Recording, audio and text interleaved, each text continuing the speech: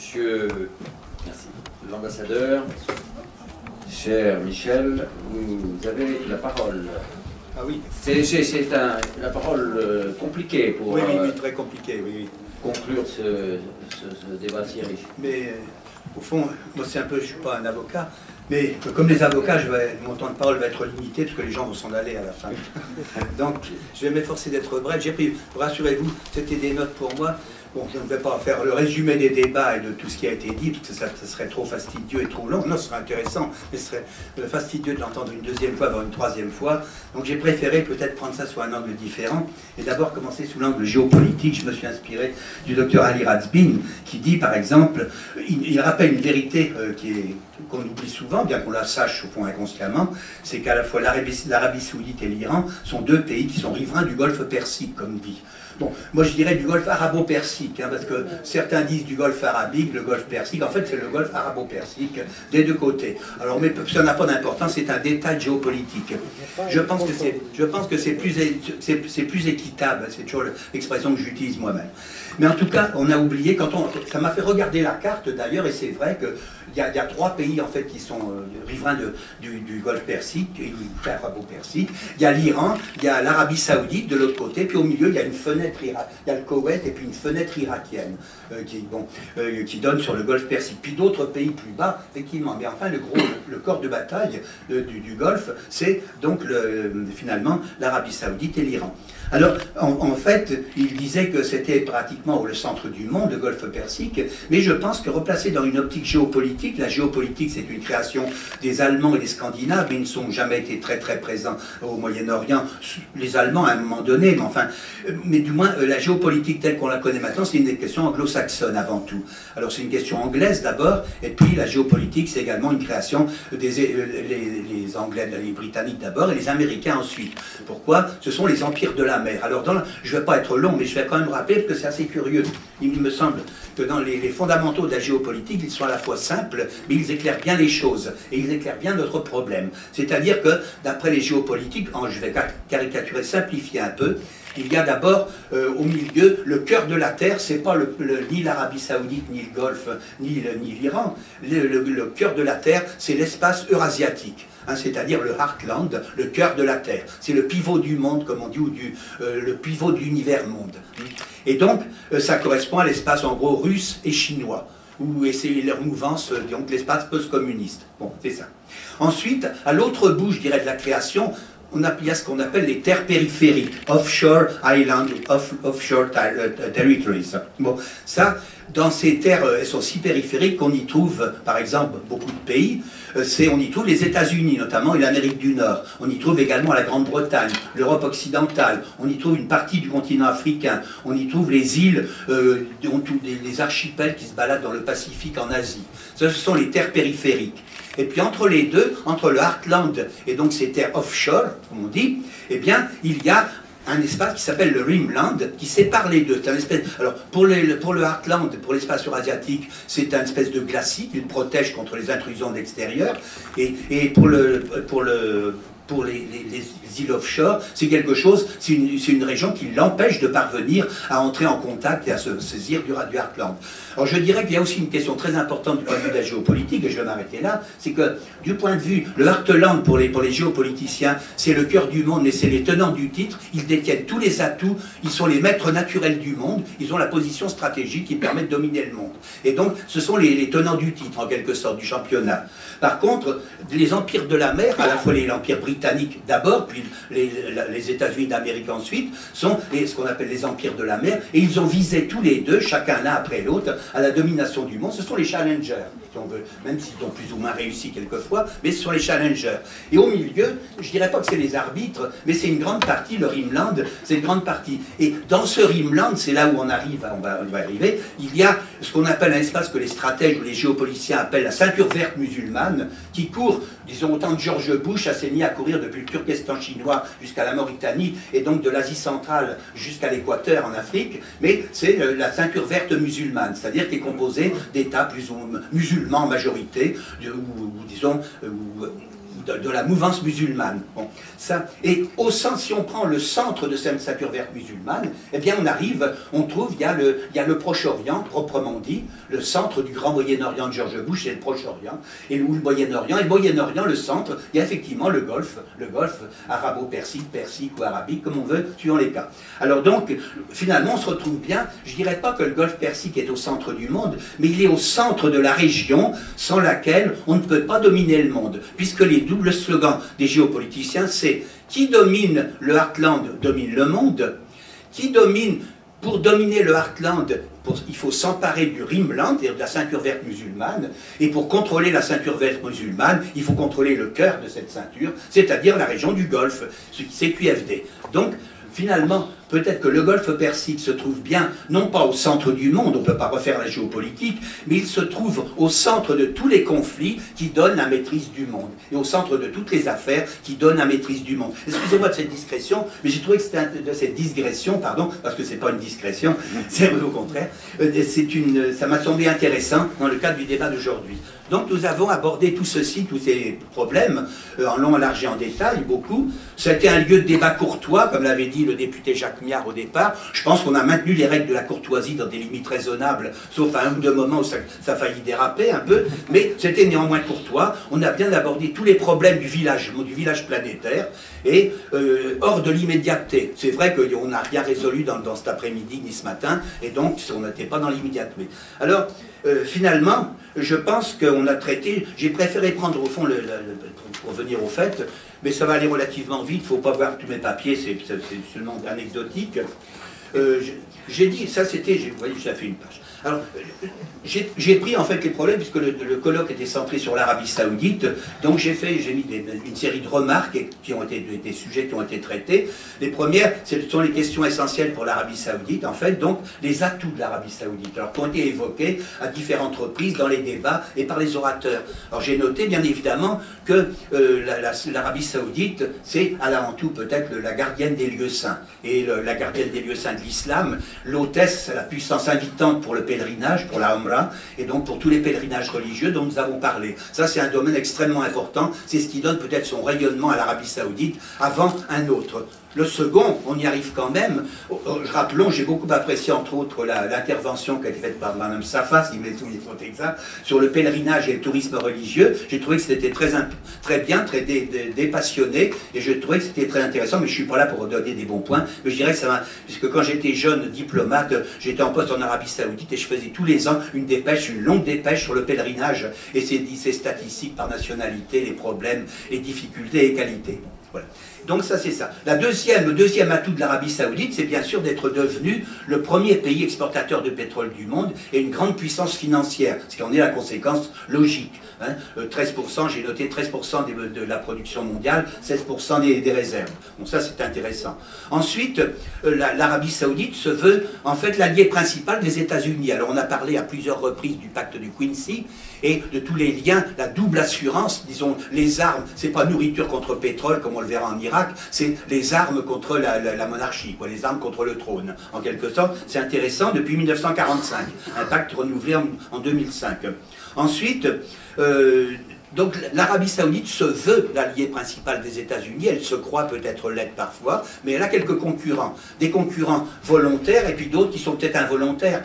Parmi les volontaires, je dirais, il y a Israël, bien évidemment, ça tout le monde le sait, même si personne ne le dit toujours. Ensuite, il y a la Turquie, personne ne le sait, on est discret. C'est la grande oubliée de ce colloque, me semble-t-il, parce que peut-être des fautes d'orateurs, mais ça a été la grande oubliée, pourtant Dieu sait si elle joue un rôle prédominant, notamment pour toutes les affaires qui peuvent nous préoccuper et agiter ce vaste monde. Ensuite, il y a aussi l'Iran. L'Iran, je ne dirais pas que l'Iran se veut l'ami des États-Unis, mais il se trouve que par la conjoncture, l'Iran est courtisé par les États-Unis. C'est un petit peu vrai, c'est du moins je prends ça comme ça. Donc ça fait 4 pays qui, d'une façon ou d'une autre, s'estiment avoir des droits, avoir une position privilégiée auprès des États-Unis. C'est assez important comme atout, et donc c'est un atout de l'Arabie Saoudite. L'Arabie Saoudite déteste la concurrence, on la comprend. Alors, ensuite, je pense qu'il y a d'autres prétendants, je l'ai dit. Ces ambitions, ensuite, ça ce sont des atouts.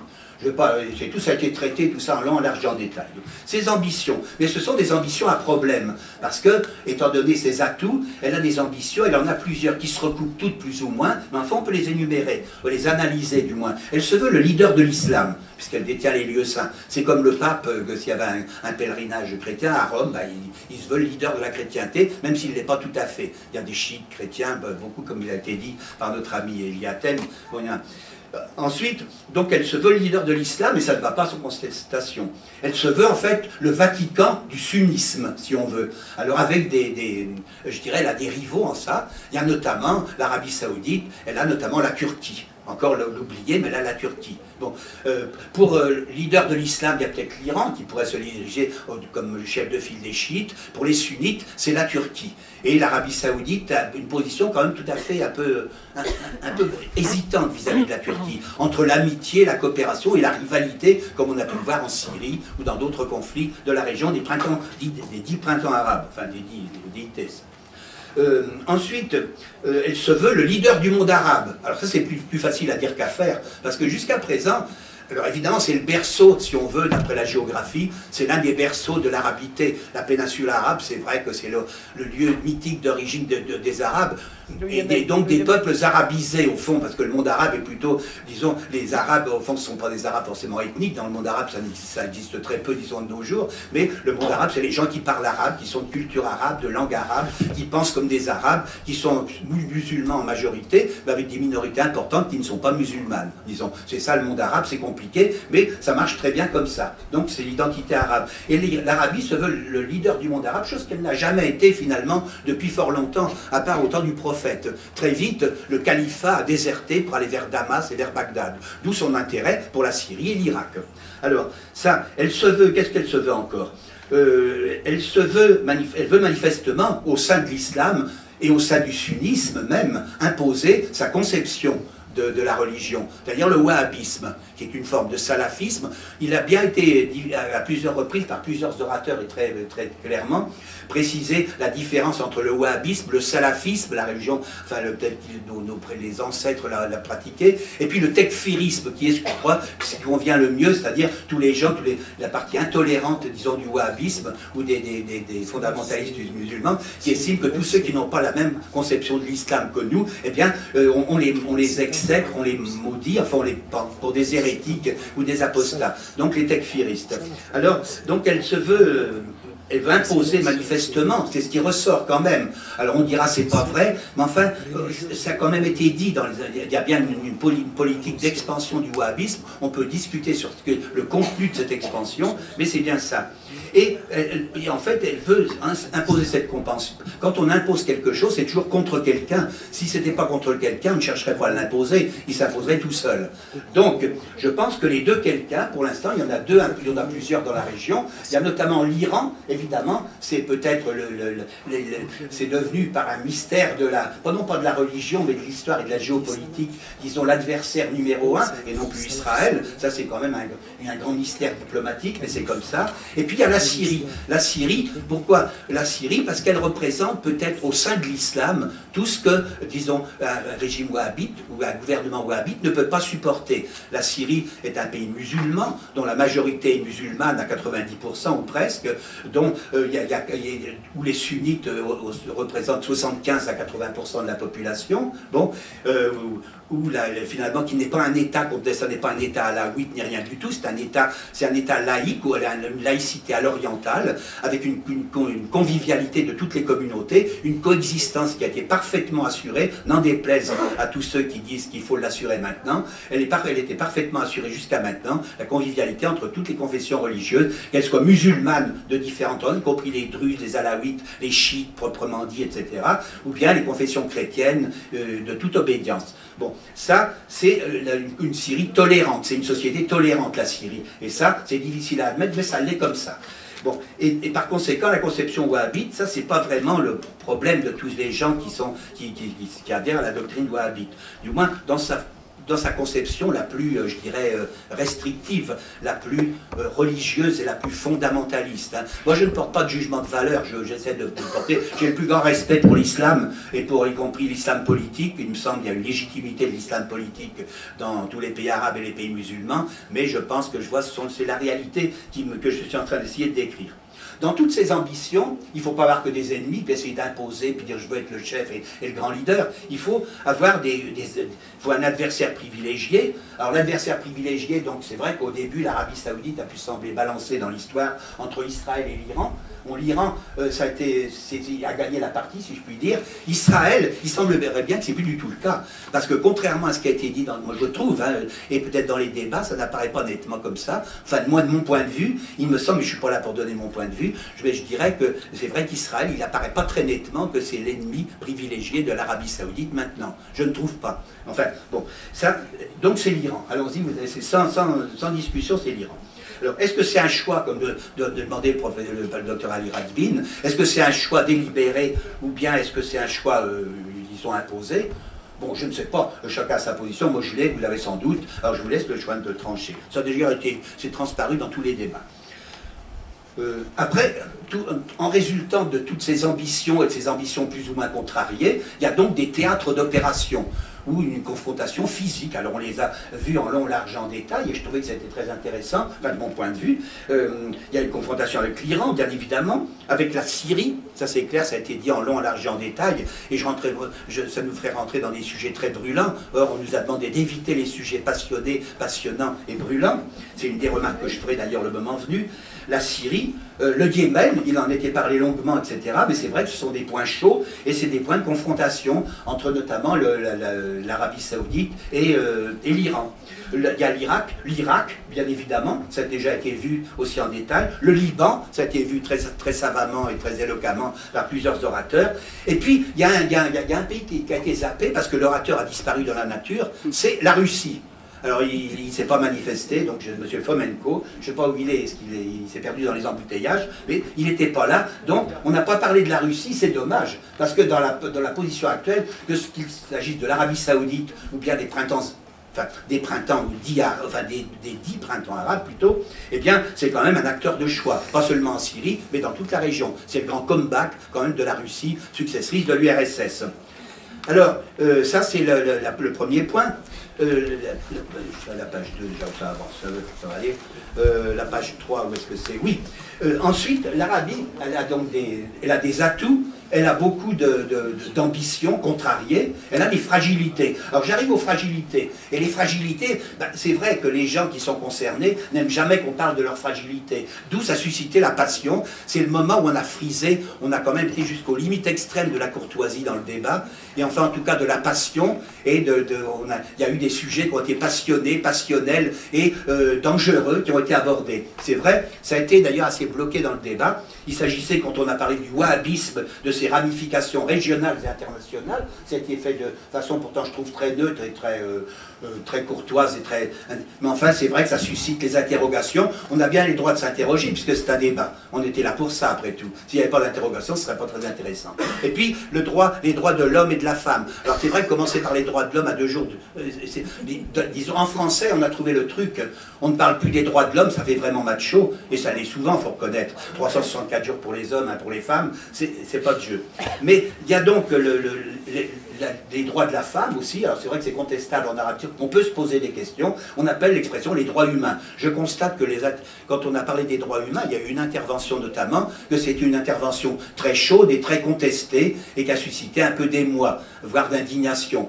Mais je pense pourtant, dans tout ce qui a été dit, c'est vrai que ce sont des interrogations légitimes. C'est souvent caricatural, mais peut-être, si on avait une suggestion à donner à nos amis saoudiens, par exemple, bon, c'est un grand pays, l'Arabie Saoudite, c'est vrai, je pense, et je souhaite tout à fait, je pense que ce serait un drame, il ne faut certainement pas que ce pays se délite, mais c'est vrai qu'il ne faut pas se laisser caricaturer comme ça, mais il ne faut pas offrir de prise à la caricature, si on ne veut pas être caricaturé. Je pense que c'est ça. Au fond, en dehors de ça, moi je ne suis pas chargé de régler les problèmes de l'Arabie Saoudite. Saoudite, ça fait partie de ses problèmes internes. J'étais en poste en Arabie Saoudite, c'est vrai que j'ai constaté, il ne faut jamais caricaturer. Moi j'étais à une époque bien plus ancienne que tous les témoignages récents, mais j'étais une époque où il y avait vraiment beaucoup d'ouverture, y compris pour les droits des femmes. Et ça paraissait, on paraissait respirer. On pensait qu'on allait respirer, je pense. C'était juste avant les événements de la Mecque en 1979.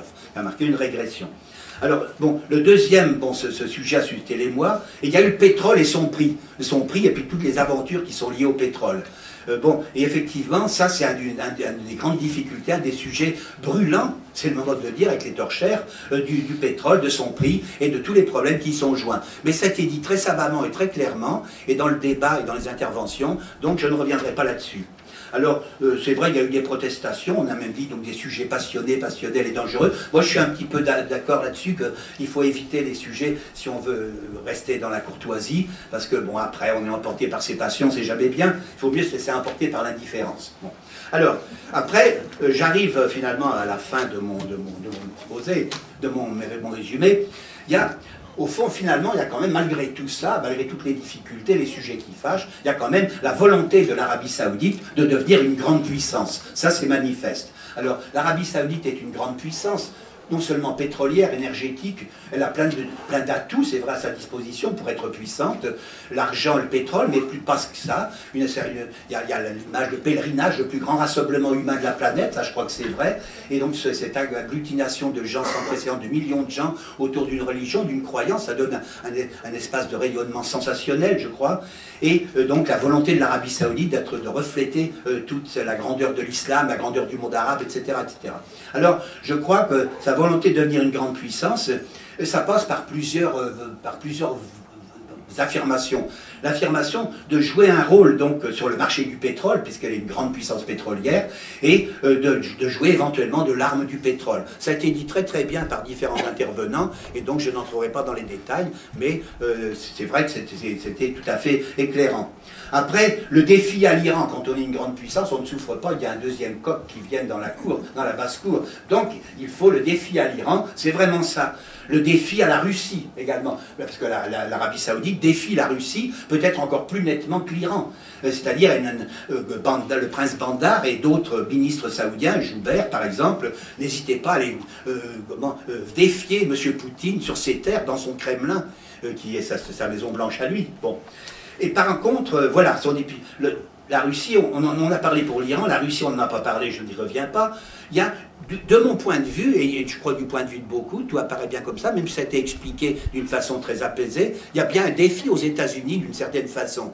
À certains moments, d'ailleurs, les dirigeants saoudiens, en 2013 notamment, il y avait des coups de colère vis-à-vis de l'accord nucléaire iranien, et je crois qu'ils disaient bien que les messages qu'ils envoyaient, c'était pas du tout, c'était Bandar qui disait ça à l'époque, connaissait bien les États-Unis, ce n'était pas un message aux Nations Unies, c'était un message aux États-Unis. On saurait plus clairement provoquer une grande puissance, une très grande puissance. Bon. Et il y a la volonté de s'imposer auprès de la Syrie de Bachar el-Assad, qui est également tout ce que l'Arabie Saoudite exècre, je le disais. Bachar el-Assad, c'est le symbole de l'impiété, de l'apostasie, de l'hérésie, de tout ce qu'on veut. Et donc on l'accuse, mais ça, bon, ça ne mange pas de pain, d'avoir massacré son peuple et d'avoir ceci, d'avoir cela. Bon. Et donc, finalement, c'est pas un secret d'État de dire que l'Arabie Saoudite a été extrêmement active en soutenant tous les groupes de l'opposition armée et tous les groupes terroristes, les groupes djihadistes, quelle que soit leur dénomination, et leur chapeau, et leur casquette, et leur badge. Hein. Ça, je crois que ça ne fait de doute pour personne. Ou alors, il n'y a que les aveugles qui ne veulent pas le voir. Bon, je pense que, en fait, les défis, au fond, de sa volonté de devenir une grande puissance, ça correspond à un changement de génération au pouvoir. Hein. On dit qu'il y a les vieux monarques qui étaient plus ou moins en bonne forme, quoi, mais remplacés par une génération très très jeune. Mais il ne suffit pas d'être jeune pour être beau, mais il ne suffit pas de jeune pour être intelligent et habile en politique. C'est même le contraire. En général, on respectait la sagesse des gens âgés et leur tempérance. Ce n'est pas le cas d'une certaine génération de princes saoudiens qui mettent le feu aux poudres. Je crois que toutes les provocations simultanée, c'est aller un petit peu au-delà de ce qui est convenable. On a connu l'Arabie Saoudite et sa diplomatie dans la vie diplomatique de ces 10 dernières années, nettement plus consensuelle, plus conciliatrice, plus rassembleuse du monde arabe, du monde musulman, sunnites et chiites confondus, de tous les pays arabes, quel que soit leur régime, on l'a connu autrement. Là, ça n'est plus le cas manifestement, ça c'est la décision de l'Arabie Saoudite. En tout cas, on voit bien qu'elle joue la carte de l'islamisme plutôt contre l'islam modéré, joue l'islam sunnite contre l'islam chiite plutôt, et puis au fond, elle s'oppose, alors elle est engagée en Syrie, mais il y a également le Yémen, donc, qui est un centre chaud de conflit, et bon, Israël, c'est un peu oublié dans les commandes, on voit quand même...